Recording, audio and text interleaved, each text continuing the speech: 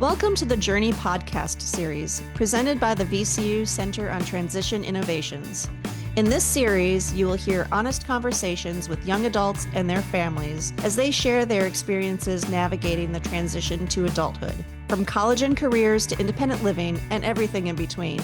These stories highlight both the challenges and the successes that come with building a meaningful adult life. Whether you're a family member, educator, service provider, or student, we hope these conversations provide practical ideas, encouragement, and a reminder that every journey is unique. Welcome to the Journey podcast series, Episode 1, The Journey to Postsecondary Education. Today, we're going to talk about the journey to postsecondary education. We will talk about what it takes to prepare, the supports that make the difference, and the lessons learned along the way. Let's get started. Welcome to the Journey series on transition. Today we have our first podcast, The Journey to Postsecondary Education. My name is Dr. Staci Carr, and it's my honor and privilege to have Dr. Angela Scarpa-Friedman and her son Hugh Scarpa-Friedman today to talk to us about their journey from high school through community college, training, and postsecondary education.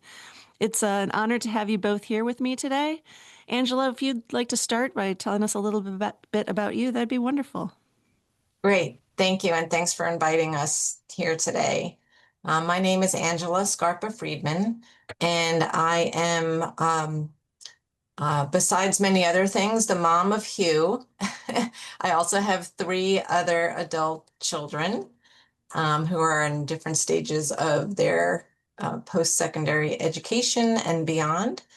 And I am also the director of the Virginia Tech Autism Clinic and Center for Autism Research. That is secondary to what we're doing here today. And Hugh, please tell us a little bit about you. My name is Hugh Scarpa-Friedman. I am an engineer working in various mechanical design projects since studying mechanical engineering at Virginia Tech with a specialization in robotics.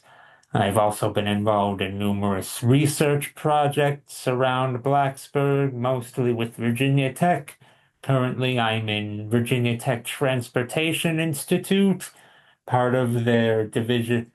I help in their division that works on self-driving vehicles and road monitoring. I've also been active in I'm Determined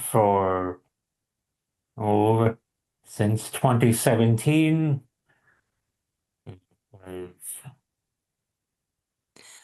Well, Hugh, that is quite a laundry list of accomplishments. Holy smokes. Can we talk a little bit, starting back in high school? When did you first start thinking about college? What were you excited about, and what were you nervous about? Well, I was excited to meet new people and learn about the practical applications of the knowledge I'd gained up to that point. I was nervous about whether or not I'd be able to meet new people and find groups where I fit in the larger, more varied pool of people and interest groups that a university provided. Well, that's really neat. So tell me about your college journey. Did you start off at a 4-year college, or did you start off at a community college? I started off at a community college. It was a smaller number of people with smaller class sizes, so I could give more attention to each individual. And what else? How The did you smaller decide that class type of... sizes helped me not feel so overwhelmed. Oh, that makes total sense. Is that what made you choose community college first?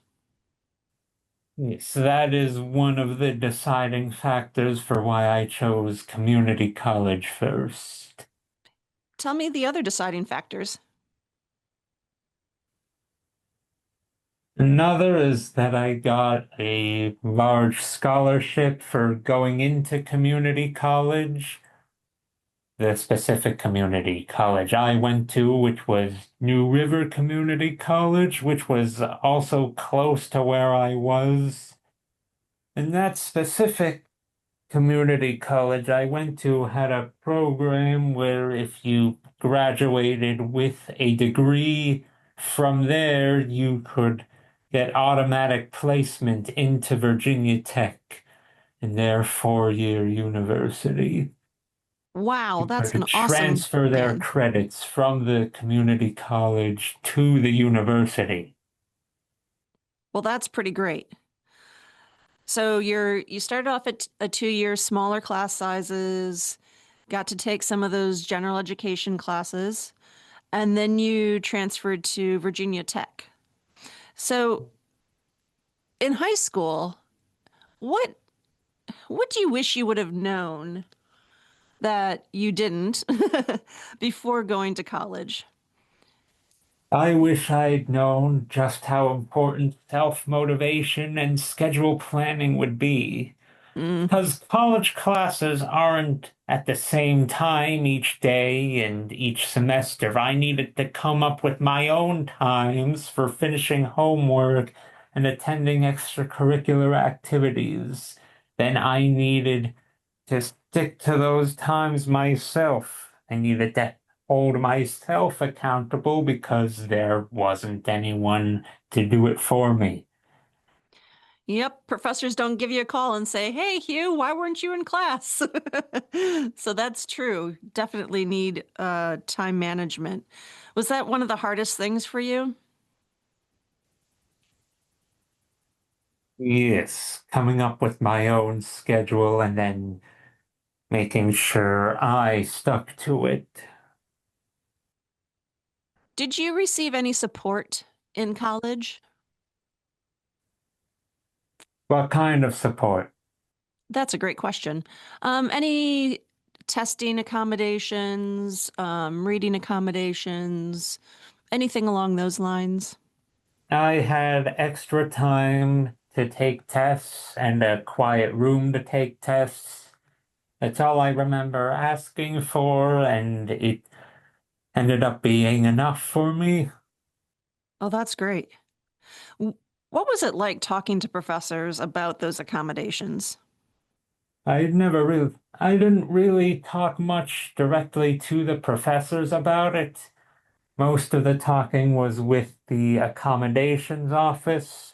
I requested what accommodations I thought I needed in as part of their online program. And then once I submitted a request, they looked at it, decided if it was feasible.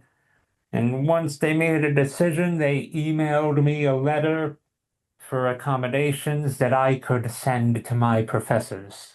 Oh, perfect. So that kind of takes some of the nervousness out of face-to-face conversation with your professor about accommodations that you might need. So that sounds like it was helpful. But that was only for the disability services. There were Right. other services like counseling and career development where I needed to talk to people more directly. Did you access those services? I did, and they are separate from the disability services at my college, my university, the one I went to. I think that's probably true for most. So that's useful. So you went to the career support specialist department too? When the time came to think about career building, applying for jobs, hmm. It's awesome that you're able to access the resources that are available for all students. Let's switch this a little bit and talk about self-advocacy. I know you've been an active member with I'm Determined from JMU for a long time, which is awesome. What what was self-advocacy like when you were younger, and did it get easier over time? It became easier with practice. Knowing clearly what my needs were helped me communicate them clearly with others. And the more frequently I advocated for myself, the more I knew how to express what I needed. And that's fantastic. Do you feel like you are a good self-advocate to this day? I would say that I am. I would say that you are too, Hugh. He was um, also very humble. He does a I lot was, I of was going to say that advocating for too. himself. Mom, let's talk to you for a little bit. Okay. What were your biggest fears when Hugh was preparing for college? Oh gosh, I think my biggest fear, it was more so when he was transitioning into the four-year college from community college. At that point, he was going from like a smaller place that had more supports built in and more individual attention. And he was moving to Virginia Tech, which is a very large university with 40,000 students. And I was worried about what it would be like to be in such a large place and be a small fish in a large ocean.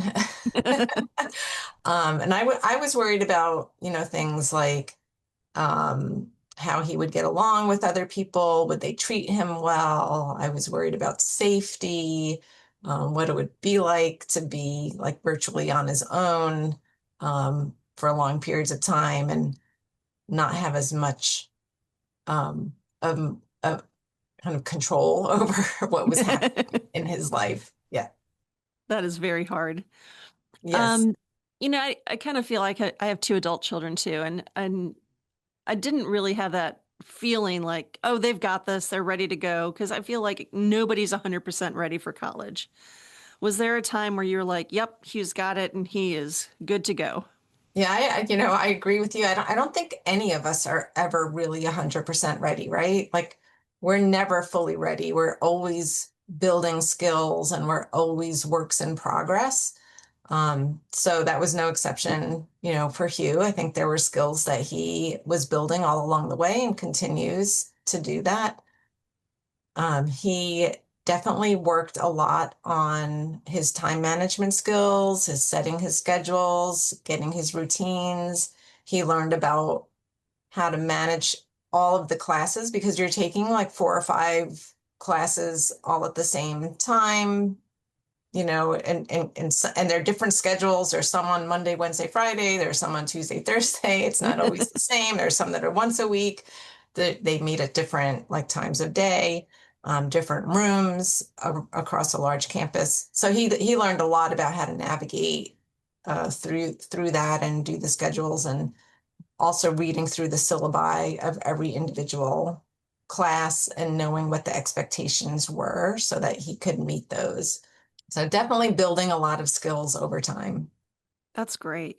You know, transition to college is very hard for our kids, but it's also hard for us as parents. What That was is true. the hardest thing about your own transition? I think for me it was having to step back, right? And kind of let things happen and not having all of that same oversight that you do when your kids are young, and you can kind of see exactly where they are and what they're doing at any time. That stepping back was the hardest for me and just letting things unfold the way that they were going to unfold. And waiting for Hugh to ask for help if he needed help. And most of the time, I would say 99.9% of the time, he was able to figure things out on his That's so own and cool. then come to, but that was a lesson that I had to learn, right? Of like, okay, just watch and see what happens first before just jumping right in. That should be a bumper sticker, I feel like, for everybody. It is so hard to watch your kids maybe not make the choices that you would or not do it the same way you would but the growth that comes from that is Mhm. just amazing. Absolutely. It's that dignity of risk where you kind of step back, let them make their decisions. If it's not a great decision, that's okay too, because you learned from it, hopefully.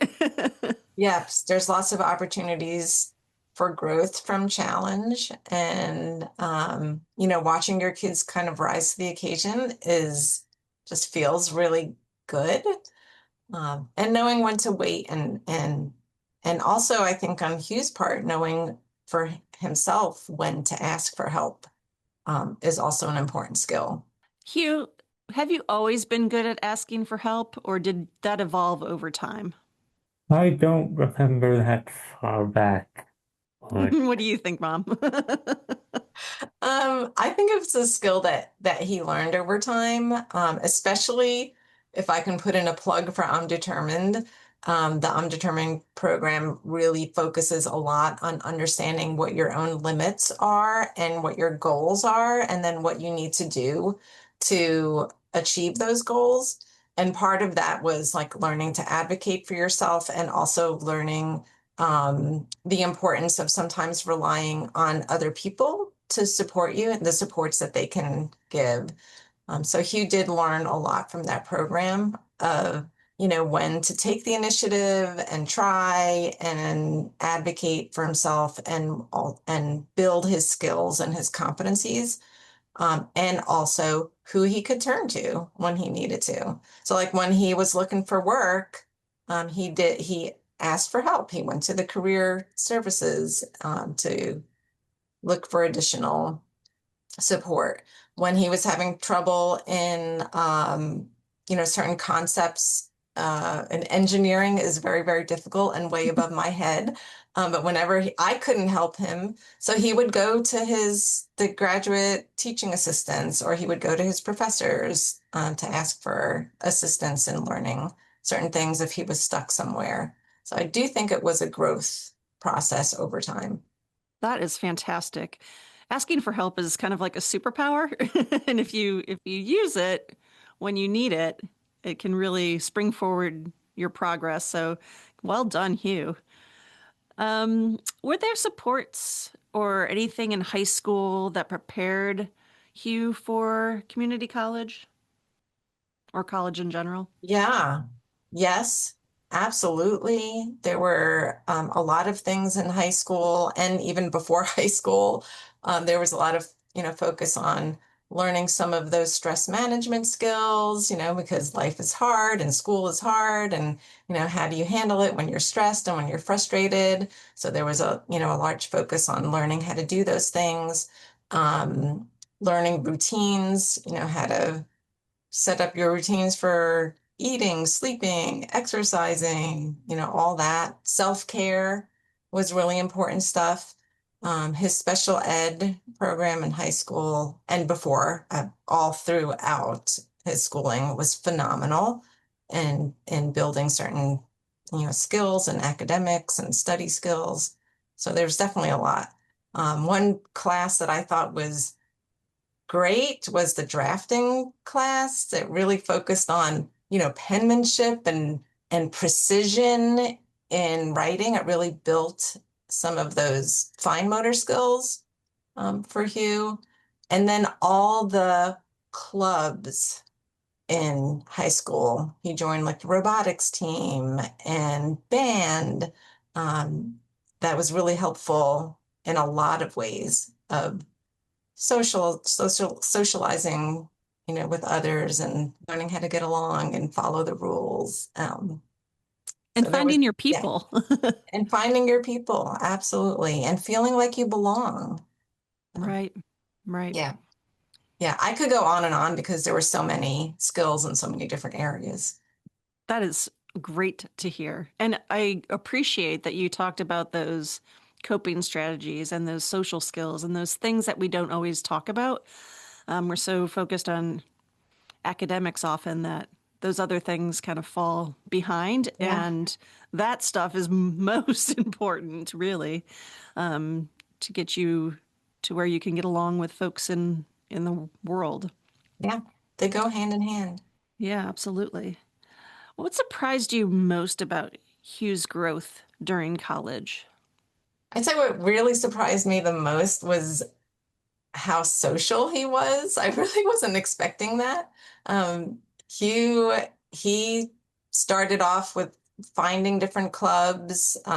We have this on the Virginia Tech campus, something called Gobbler Fest, where there's just this big fair and all the clubs come out and you kind of learn about them. And Hugh made a point of getting to know people and trying different clubs. And, they weren't all great fits, and fit is really important. So he found the ones that, like you said, were his people, that he fit in well. He felt like he could make a contribution and also get along with the people in those clubs. So he joined Hugh, you'll have to correct me, the autonomous aerial vehicles. That's it.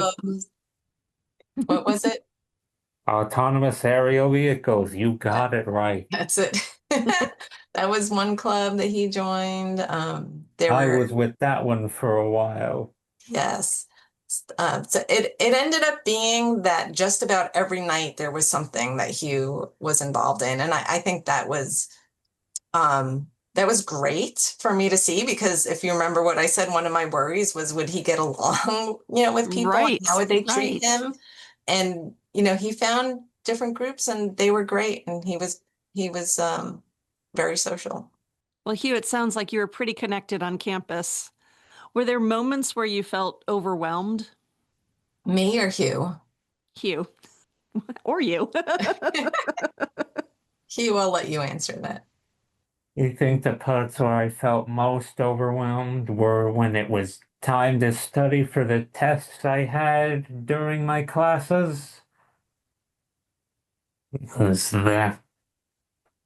those were the times when I knew I wouldn't have access to all of my information, and I had to decide which info was the best one to bring into the test to remember.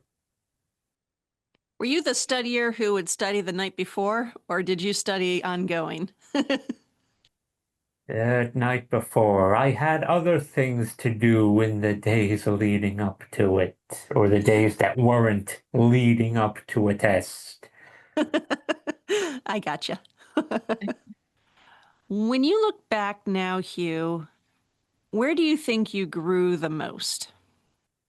The most I became more active in seeking out new opportunities to meet people and to hone or use my skills. Maybe I grew in initiative and stepping out of my comfort zone. I grew in, I already said, meeting new people. Those are pretty big accomplishments, Hugh. I mean, to be busy every night with clubs, that's pretty awesome. um, if you could tell students in K-12 education now something to help them prepare for college, what would you tell them? But tell them to give themselves more time than they think they need for completing schoolwork and finding social groups, because it's more difficult and more time consuming once you get into college. They need to practice. They need to practice in self-motivation, in initiative, in seeking out opportunities. Hugh, I couldn't have prompted you to give a better answer. That is awesome. I appreciate that. What would you say is something your mom did that really helped you succeed in college? My mom didn't allow me to give up. She kept encouraging me to persevere even when what I was doing was difficult and even beyond what she knew. She didn't know what I was doing, only that I had to keep trying to do it. That's awesome. That's a great support for sure. Angela, what advice would you give families who are anxious about post-secondary education? I would say, number one, like focus on the strengths that you and your child have already accomplished. Like to get to where you are today, sometimes we forget about every little stepping stone that we had to overcome, like to get to this point. Because you only see like what's in front of you. You know, you see the cliff in front of you and you don't see like the big mountain that you just climbed behind you. So I would say like remember everything that you've done, remember all the accomplishments that you and your child have already achieved, and be able to focus on those moving forward. Remember that challenges will always come your way, but there are always opportunities for growth. And there are a lot of people in the college that are there who want to help you. And, I say college because that's what we've been through, but whatever your post-secondary goals are, there are many people in our, here around us who are willing to help. So focus on those things. Try to not get so caught up in the anxiety, which for me was difficult because I tend to be kind of like an anxious person. But just remember what your goals are, right? And focus on what's meaningful to you. That's powerful. Thank you, Angela. And one last question for you. What is something that Hugh taught you through this process? Hugh has taught me a lot. He's been my inspiration from the very beginning. I would say that he taught me about the lesson of perseverance, and that if you keep going, you can't do everything, but you can do anything. That's what we always say to each other. So just keep persevering and don't give up. Wow. Hugh and Angela, thank you so much for spending your time with us today. Your comments, your candidness has been awesome to hear. I'm so excited to share this with other families. Hugh, you are an inspiration. You have worked really hard and you have persevered. You have been an example of how to find your tribe, your people. And to that, I thank you very much. And as always, it's a pleasure to spend time with both of you. Thank you so much. And be on the lookout for our next podcasts. Thank you. Thank you. Thanks for having us. All right. Thank you for joining us for this episode of the Journey podcast series. We hope today's conversation offered practical ideas, encouragement, and a deeper understanding of what the transition to adulthood can look like. If you'd like to learn more about transition planning, resources for families or professionals, or the work that VCU Center on Transition Innovations does, be sure to visit our website and explore the resources available. The VCU Center on Transition Innovations is funded by the Virginia Department of Education. Thank you for listening, and we'll see you next time on The Journey.